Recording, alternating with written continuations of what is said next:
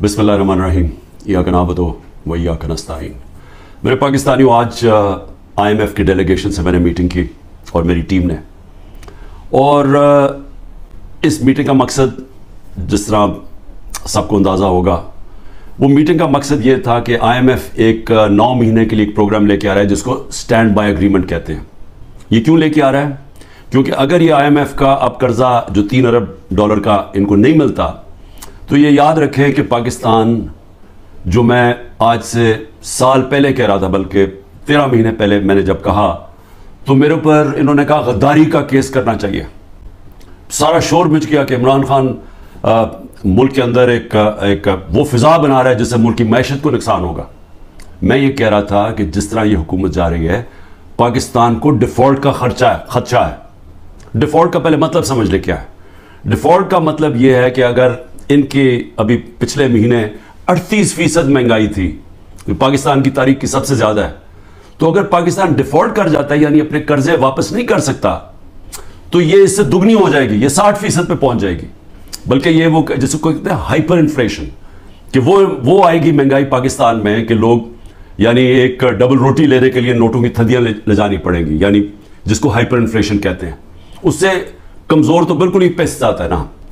तनख्वाहदार तबका जो आज बड़े बुरे हालात में है, इससे बहुत दुगने बुरे हालात होते हैं अगर डिफॉल्ट करता है। और सिर्फ फायदा किनको होता है? जिन्होंने डॉलर में पैसा रखा हुआ है, जो मुल्क से बाहर हैं। ये जो लोग ऊपर आज हुकूमत कर रहे हैं, जिनके सारे पैसे बाहर पड़े हुए हैं, अरबों डॉलर बाहर पड़ा है, इनको तो कोई फर्क नहीं पड़ेगा, लेकिन पाकिस्तान के अंदर लोग पिस जाएंगे। तो लिहाजा हमने फिर IMF को हमने कहा कि ठीक है, हम इसको, आपकी ये जो स्टैंड बाय एग्रीमेंट है, ये तब तक एंडोर्स करते हैं जब तक इलेक्शन होकर एक नई गवर्नमेंट नहीं आती। जो नई गवर्नमेंट आएगी, जाहिर है वो अपना फिर से अपने प्रोग्राम के तहत IMF से बातचीत करेगी। लेकिन सिर्फ मैं एक चीज कहना चाहता हूं आज, कि यही जब हमें मुश्किल पड़ी थी फैटफ के ऊपर, फैटफ की हमें ब्लैक लिस्ट पे हमें खदशा था कि हमें डालने लगे। हमें पार्लियामेंट के अंदर एक कानून पास करना था। तो जब हमने ऑपोजिशन को कानून पास करने का कहा, क्योंकि अगर ब्लैक लिस्ट पे आ जाए तो वो भी पाकिस्तान में सैंक्शंस लग जाती हैं, वो फिर वही हालात बनने शुरू हो जाते हैं जो कि डिफॉल्ट से होते हैं, यानी फाइनेंसिंग खत्म हो जाती है बाहर से, उस चीजें महंगी हो जाती है, महंगाई होती है, गुर्बत बढ़ जाती है। तो उससे बचने के लिए हमने वो लेजिस्लेशन पास कर दी थी असेंबली में। तो जब हमने ये PDM के लोगों को कहा कि ये हमारी मदद करें ये लेजिस्लेशन पास करने में, तो इन्होंने आगे से कहा कि पहले हमें NRO दो, नैब के अंदर चेंजेस लेके आओ, जो हमारे ऊपर पहले इनके दौर के जो करप्शन के केसेस थे वो माफ करो, और अगर वो आप नहीं करेंगे तो हम आपके साथ नहीं देंगे। और हमने वो NRO नहीं दिया, इन्होंने साथ नहीं दिया। इसके बावजूद हमने फिर वो, अल्लाह का करम है कि हम वो लेजिस्लेशन पास कर गए, और आज जो फैट से निकले हैं वो बहुत बड़ी चीज़ थी, वो जो हमने कानून पास किया था। तो मैं सिर्फ ये कहना चाहता हूं कि आपको सिर्फ फ़र्क पता चल जाना चाहिए कि ये वो लोग थे जो अपनी करप्शन के लिए हमें ब्लैकमेल कर रहे थे, करप्शन बचाने के लिए। आज ये हालात हैं जब हम इनकी मदद कर रहे हैं, क्योंकि हम IMF को क्यों चाहिए कि हमारी मदद क्यों चाहिए? उन्हें पता है कि आगे केयरटेकर गवर्नमेंट आ रही है, इलेक्शन जब आएंगे केयरटेकर गवर्नमेंट ये नहीं कर सकती, तो उनको चाहिए कि सारी पार्टीज का कंसेंसस चाहिए। हम सिर्फ मदद पाकिस्तान के लिए कर रहे हैं, जबकि 10,000 हमारे कारकुन जेलों में। आज जो हमारी इकोनॉमिक टीम थी वो सारी अंडरग्राउंड है, उनको इकट्ठा किया, जूम के ऊपर लिया। मेरे ऊपर 180 केसेस बन चुके हैं। सारी सीनियर लीडरशिप की याद अंदर है केसेस हैं, और जो बाहर निकलती हैं तो उनको कहते हैं कि जी पहले का पार्टी छोड़ोगे, नहीं तो हम आपको अंदर रखेंगे। जो हमारे लीडरशिप जेल में है उनके ऊपर इंतहा किस्म का प्रेशर डाला जा रहा है। जो भी गिलगित बल्तिस्तान के अंदर जो ड्रामा किया गया है, अब ये सोचें कि जो मेंबर्स के ऊपर इन्होंने प्रेशर डाला, हमारे पास तो नंबर पूरे थे, पहले पार्लियामेंट के अंदर घुसने नहीं दिया, अब उसके बाद एक एक मेंबर के ऊपर प्रेशर डाला है, वही करने जा रहे हैं जो कि इन्होंने आज़ाद कश्मीर में किया था। तो एक तरफ तो ये हो रहा है, और उसके बावजूद हम आज, क्योंकि हमारे मुल्क को नुकसान ना हो, हमने ये फैसला किया है कि हम इस स्टैंड बाय एग्रीमेंट को बैकिंग देते हैं तब तक जब तक इलेक्शन नहीं होती। अब इसमें दो और चीज़ें थी।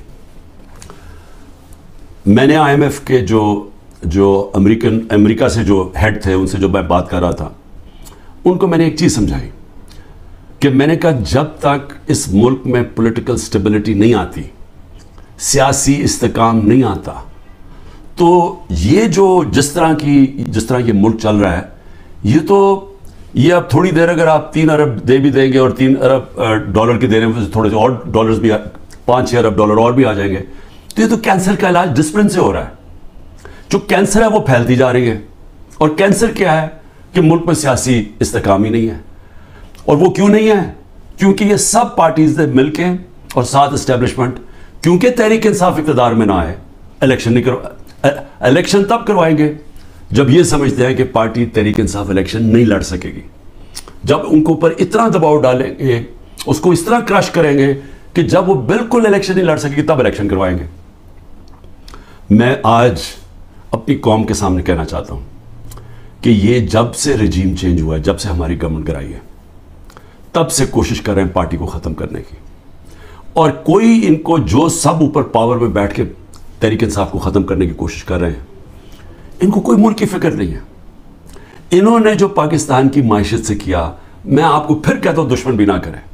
मीडिया कंट्रोल कर लिया है, एक कंट्रोल मीडिया एक बात करता जा रहा है कि जो हो ये तो पीछे से ये तहरीक इंसाफ की वजह से सारी मुश्किलात आई है। फिर से मैं कहता हूं कि हर साल शाया होता है इकोनॉमिक सर्वे ऑफ पाकिस्तान। जरा इकोनॉमिक सर्वे ऑफ पाकिस्तान में देख तो लें कि बैंकरप्ट गवर्नमेंट 2018 में मिली, और कोरोना के बावजूद कैसे 6% पाकिस्तान की मायशत आगे बढ़ रही थी, ग्रोथ रेट थी। 2 आखिरी सालों में जो एवरेज थी वो 6% थी। तो कितनी दफा पाकिस्तान की मायशत इतनी तेजी से ऊपर गई है? इंडस्ट्री बढ़ रही थी, दौलत में इजाफा था, पर कैपिटा इनकम बन रही थी, टैक्स बढ़ रहे थे, एक्सपोर्ट्स बढ़ रही थी, रेमिटेंसेस बढ़ रही थी। तो जब एक मुल्क तरक्की कर रहा था, उस गवर्नमेंट को गिरा के जिसको लेके आए हैं, इन्होंने किया क्या है? इन्होंने जो इनकी जो पॉलिसीज थी, और ये हमेशा ही मुल्क बैंकरप्ट छोड़ के गए हैं। 99 में भी जब ये नून लीग गई, मुल्क बैंकरप्ट था। 2018 में भी बैंकरप्ट करके गए, और फिर आते साथ ही एक इकोनॉमी जो चल रही थी उसको बैंकरप्ट कर दिया। इन्होंने किया क्या? इन्होंने पहले भी जब एक्सचेंज रेट को जबरदस्ती रोक दिया जब 2018 में, तो एक्सपोर्ट्स गिर गई। इन्होंने रुपए को जब ऊपर रखा, जो उसकी मार्केट वैल्यू नहीं थी, तो उसे हुआ क्या? इंपोर्ट सस्ती हो गई, एक्सपोर्ट्स महंगी हो गई, एक्सपोर्ट्स गिर गई। जब एक्सपोर्ट्स गिरी डॉलर की, जब 3 गुना ज्यादा जब इंपोर्ट्स हो जाए एक्सपोर्ट्स की, तो वो मुल्क कैसे आगे तरक्की कर सकता है? तो तब भी इन्होंने ये किया। इस बार आते साथ ही इन्होंने ये नून लीग ने फिर वो किया, रोक दिया उसको रुपए को गिरने से। लेकिन मसनूई तौर पे जब आप रोकते हैं, उसका क्या हुआ कि रेमिटेंसेस गिरनी शुरू हो गई, एक्सपोर्ट्स गिरनी शुरू हो गई। फिर रॉ मटेरियल्स जो इंपोर्ट करते हैं हम इंडस्ट्री के लिए, उसको बंद कर दिया, इंडस्ट्री नीचे जानी शुरू हो गई, टैक्स कलेक्शन नीचे जानी शुरू हो गई। 3 अरब डॉलर का हमें मिल रहा है इस वक्त IMF से स्टैंड बाय एग्रीमेंट पे जो पैसा आएगा। 7 अरब डॉलर सिर्फ एक साल में पाकिस्तान को नुकसान हुआ है एक्सपोर्ट्स की कमी में और रेमिटेंसेस की कमी में। रेमिटेंसेस की कमी में क्यों हुआ? क्योंकि इतना फर्क पड़ गया मार्केट में, रुपया की कदर किधर चली गई और ऑफिशियल किधर थी कि लोगों ने बैंकों के थ्रू पैसा नहीं भेजा, दूसरी तरफ पैसा भेजना शुरू किया, हमारा रेमिटेंसेस कम हो गई। और एक्सपोर्ट्स कम होनी थी, जब इंडस्ट्री के ऊपर उन्होंने रॉ मटेरियल बंद कर दिया, एक्सपोर्ट्स कम हो गई। तो 7 अरब डॉलर का एक साल में कमी आई इनके दौर में, जबकि 3 अरब डॉलर का हम अब कर्जा ले रहे हैं। कर्जे बढ़ते जा रहे हैं, आमदनी सुकड़ती जा रही है। कोई मुल्क चल सकता है ऐसे? और कितनी देर चलेगा? और फिर ऊपर से सियासी इस्तेकाम ही नहीं है, लोग मुल्क छोड़ के जा रहे हैं, मुल्क से डॉलर्स बाहर जा रहे हैं। जब प्रोफेशनल्स भी बाहर जा रहे हैं और डॉलर्स भी बाहर जा रहे हैं, तो आगे क्या रहेगा मुस्तकबिल पाकिस्तान का?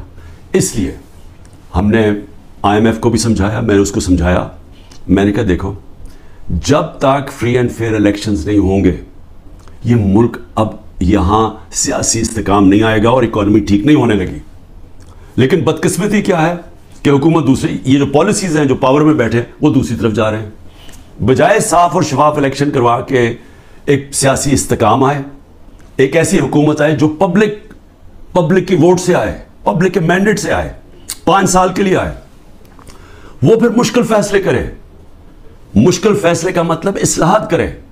इस्लाहात तब होती है मुल्क में जब पब्लिक एक गवर्नमेंट के साथ खड़ी हो, इत्मीनान रखें गवर्नमेंट में, तब मुश्किल फैसले होते हैं। जब वो गवर्नमेंट उनको कहे कि ये हम इस मुल्क में सर्जरी कर रहे हैं, ये हम इस्लाहात कर रहे हैं, आपको शुरू में तकलीफ होगी, लेकिन बाद में आपके हालात बेहतर हो जाएंगे। लेकिन वो तो वो कमेंट कर सकती है जिसको पब्लिक उस पर एतमाद रखे। अब इनके ऊपर किसने एतमाद रखना है? क्योंकि जो जो इन्होंने कहा कि जी मैं 200 से कम रुपया करूंगा, आते साथ इसने का डॉलर कम करूंगा, पहले तो कहा 100 से कम करूंगा, ये सारे इन्होंने नारे मारते रहे, हम महंगाई कम करेंगे। महंगाई भी तारीखी, रुपया भी तारीखी तौर पे नीचे गिरा। उसके अलावा जो इन्होंने वादे किए सबके सामने है कि किधर खड़े हैं, लोगों के आज हालात क्या है। तो अब इनके ऊपर तो इत्मीनान आने नहीं लगा। जो कोशिश की जा रही है इंजीनियरिंग की, वो ये लोग फिर वापस आ जाएंगे। तहरीक इंसाफ को कोशिश की जा रही है कि उसको ख़त्म किया जाए। तो इससे तो सियासी इस्तेकाम नहीं आने लगा, और इससे तो आगे कोई मुल्क का मुस्तकबिल ही नजर आ रहा। तो लिहाजा हमने उनको ये ज़रूर कहा है कि देखें, जो आइन कहता है, आइन के मुताबिक इलेक्शन करवाए जाएं। आइन जो फंडामेंटल राइट्स, बुनियादी हकूक़ की हिफाजत करता है, वो उसको इम्प्लीमेंट किया जाए। क्योंकि आप सिर्फ अगर पैसे दे ही देंगे, फिर से मैं कह रहा हूं, कैंसर का इलाज डिसिप्लिन से होगा, थोड़ी देर के लिए फायदा हो जाएगा। कैंसर तो फैलती जा रही है। कैंसर तो तब खत्म होगी इस मुल्क में, काट के जब निकाली जाएगी, जब एक मैंडेट वाली पब्लिक की बैकिंग से गवर्नमेंट आएगी, वो मैंडेट उसके पास होगा, वो फिर एक वो सर्जरी काट करके जो इस मुल्क के अंदर जो गलत चीजें आ गई हैं, जो हमारी मुल्क के अंदर इस्लाहत चाहिए, जो मुश्किल फैसले चाहिए, जो रूल ऑफ लॉ, कानून की बालादस्ती कायम करें, ताकि मुल्क में बाहर से इन्वेस्टमेंट आए, सरमायाकारी होगी तो दौलत के अंदर इजाफा होगा, वो दौलत में इजाफा होगा तो टैक्स, ये जो कर्जे वापस करेंगे। और दौलत में इजाफा तो होने नहीं लगा अगर ये जो आज जंगल का कानून है, तो वो सब कुछ इकट्ठा जाता है।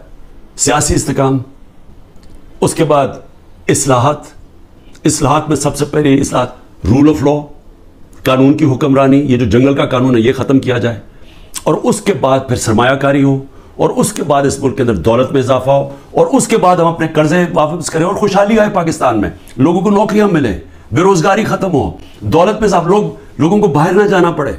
तो वो तो शुरू होगा साफ और शफाफ इलेक्शन से। और मुझे जो अफसोस है इस वक्त और खौफ आ रहा है कि अभी तक जो पर इक़्तिदार में बैठे हुए हैं उनका कोई और प्लान बना हुआ है, और वो जो प्लान है वो पाकिस्तान को तबाही की तरफ लेके जा रहा है।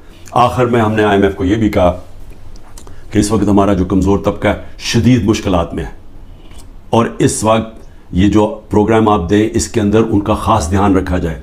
सेहत कार्ड को कई की जगह ख़त्म किया जा रहा है। ये एक इतनी बड़ी नेमत है गरीब लोगों के लिए, मिडिल क्लासेस के लिए, सफ़ेद पोश के लिए, कि इतनी महंगाई के अंदर कम से कम उनका इलाज जो जाएँ तो कम से कम वो जो हमारा सेहत कार्ड के 10 लाख रुपए तक उनको किसी भी अस्पताल में इलाज मिलना चाहिए, उसको रोल बैक किया जा रहा है। और दूसरी चीज़, टारगेट सब्सिडी जो हम लाने लगे थे, कि बजाय आप सब्सिडाइज ऐसे करें कि पेट्रोल वो इमरान खान भी उतनी कीमत का खरीदे और एक बेचारा गरीब आदमी भी उतने खरीदे या रिक्शा वाला भी, ऐसा नहीं होना चाहिए। टारगेट सब्सिडी होनी चाहिए, जो हमारा प्लान बना हुआ था और हम पूरी तैयार किया हुआ था कि हर तबके के लिए जो निचला तबका है उसकी हिफाजत की जाए, और जो पैसे वाले लोग हैं वो उतना जो पैसे दे सकते हैं वो पूरी कीमत दें। लेकिन अगर आप कम कीमत करेंगे तो सबके लिए वो कीमत ना हो। निचले तबके को सस्ती दें और जो पैसे दे सकते हैं वो पूरी कीमत दें, जो सारी दुनिया में होता है। ये प्लान भी बड़ा ज़रूरी है निचले तबके को मौजूदा महंगाई से उनकी हिफाजत करने के लिए। ये भी हमने अपनी बात की है, होता या नहीं मैं नहीं जानता। आखिर में मैं सिर्फ अपने पाकिस्तानियों को कहना चाहता हूँ कि देखें, आप सबके लिए बड़ा ज़रूरी है समझना। आप याद रखें कि अगर ये पॉलिटिकल इंजीनियरिंग के तहत इसी तरह एक फ्रॉडलेंट इलेक्शन से, जिस तरह की ये सिंध में अभी इलेक्शन करवाते हैं, अगर उस तरह के इलेक्शन से यही लोगों को वापस लेके आना है और मुल्क की सबसे बड़ी जमात को कोने पे लगाना है, ख़त्म करने की जो कोशिश की जा रही है, इससे सबसे बड़ा नुकसान पाकिस्तान की आवाम को है। और 14 महीने में जो नुकसान हो चुका है, ये मज़ीद और ज़्यादा नुकसान होगा। ये बर्दाश्त कर सकती है कौम या नहीं? मेरे ख्याल में ये नहीं कर सकती। मेरे ख्याल में यहाँ एक ऐसा हालात हो जाएंगे जो सबके हाथ से बाहर निकल जाएंगे, जैसे श्रीलंका में हालात हो गए थे। और अजीब चीज़ सुन रही है कि श्रीलंका के आज हमारे से बेहतर हालात हो गए हैं। ये भी आप ज़रा आपको धचका लगेगा सुन के। पाकिस्तान पाइंदाबाद।